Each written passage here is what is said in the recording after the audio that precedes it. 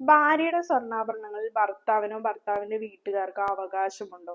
ഭാര്യയുടെ സ്വർണ്ണാഭരണങ്ങളിൽ ഭർത്താവിനോ ഭർത്താവിന്റെ വീട്ടുകാർക്കോ യാതൊരുവിധ അവകാശവും ഇല്ലാത്തതാണ്. അതായത് ഒരു പെൺകുട്ടി വിവാഹം കഴിക്കുന്ന സമയം ഈ പെൺകുട്ടിയുടെ വീട്ടുകാരോ ബന്ധുക്കളോ അല്ലെങ്കിൽ മറ്റു സുഹൃത്തുക്കളോ ഒക്കെ നൽകുന്ന സ്വർണ്ണാഭരണങ്ങളിലോ അല്ലെങ്കിൽ മറ്റേതെങ്കിലും വസ്തുക്കളിലോ ഒക്കെയുള്ള പൂർണ്ണമായ അധികാരം ഈ പെൺകുട്ടിക്ക് മാത്രമാണ് ഉള്ളത്. അല്ലാതെ ഭർത്താവിനോ ഭർത്താവിന്റെ വീട്ടുകാർക്കോ ഇവയിലൊന്നും തന്നെ യാതൊരുവിധ അവകാശവും ഇല്ലാത്തതാണ്.